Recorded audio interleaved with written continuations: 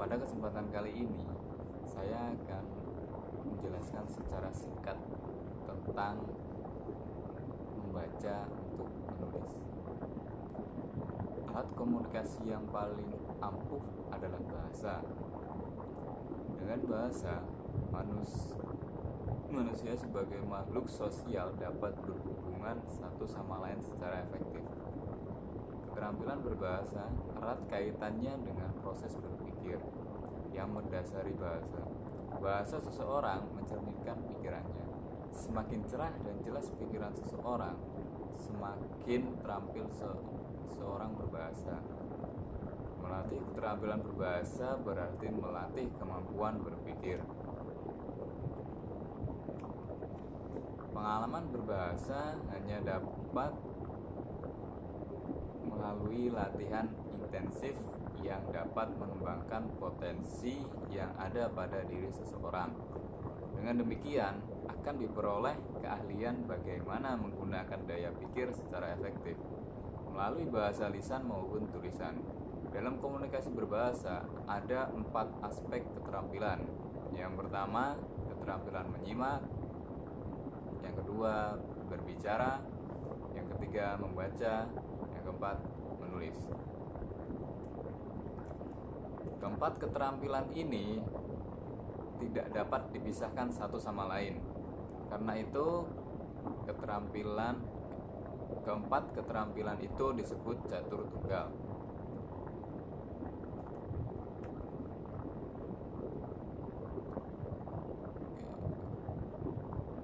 Membaca. Pada video ini saya akan mengerucutkan tentang membaca untuk menulisnya. Jadi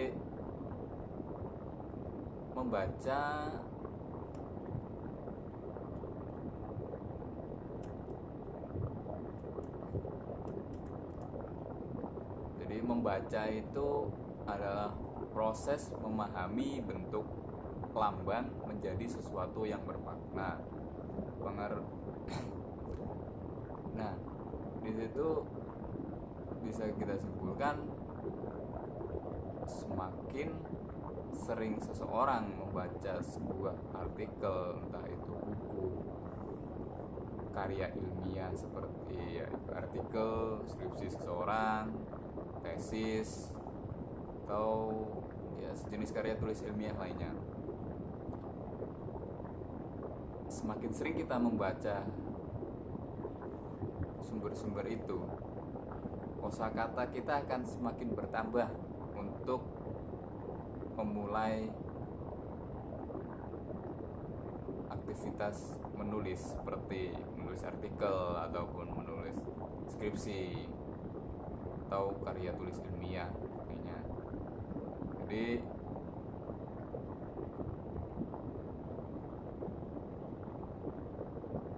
sumber utama untuk kita dapat menulis dengan baik dan benar ialah dengan membaca secara intensif sumber-sumber yang akan kita tulis untuk dipublikasikan ataupun hanya untuk diri kita sendiri. Dalam masyarakat Indonesia ini minat baca generasi muda sangat minim ya. Saya pernah datang ke Perpustakaan Nasional Indonesia. Ya, di situ ternyata banyakkan mahasiswa ataupun orang umum yang datang ke situ ternyata dengan tujuan mencari referensi, yang artinya mereka membaca sebuah buku ataupun sumber-sumber yang ada di situ hanya untuk keperluan skripsi ataupun tesis ataupun penelitian mereka saja, tanpa mencari referensi atau sumber bacaan yang lainnya. Jadi menurut opini saya, kita perlu membaca referensi ataupun buku-buku selain yang di bidang kita tekuni sekarang, karena kehidupan ini tidak hanya hal yang kita tekuni saja. Jadi kita sebagai orang Indonesia, generasi muda itu perlu memperluas wawasan tentang entah itu politik, di bidang teknik, tentang sosial, masyarakat, dan lainnya. Kita perlu tahu, ya meskipun hanya dasarnya saja, tapi setidaknya kita tahu hal itu dengan sumber yang benar, dengan makna yang baik dan benar. Ya, untuk itu saya mengajak teman-teman generasi muda untuk semakin banyak membaca buku, membaca artikel ataupun jurnal atau karya tulis ilmiah lainnya, supaya wawasan generasi muda kita semakin bertambah dan kita tidak akan dibodohi lagi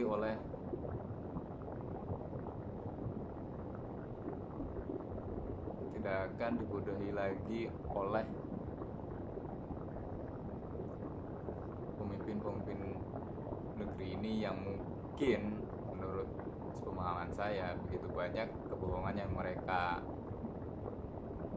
buat kepada Indonesia ini. Ya mungkin karena ya media massa memang di bawah kendali pemerintah.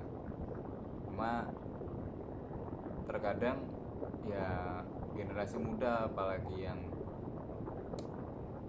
asli desa ataupun yang malas membaca, mereka hanya percaya apa yang ada di media tanpa mencari informasi secara konkret atau secara mendalam kebenaran dari informasi itu. Bahkan mereka sering termakan oleh media massa, ya media sosial seperti Facebook ataupun Instagram. Kadang mereka tanpa peduli sumber itu dari mana, dengan kebenarannya itu dari mana gitu. Jadi mereka hanya percaya apa yang dikatakan media tanpa mencari sumber pasti dari media tersebut ataupun hal yang disampaikan itu.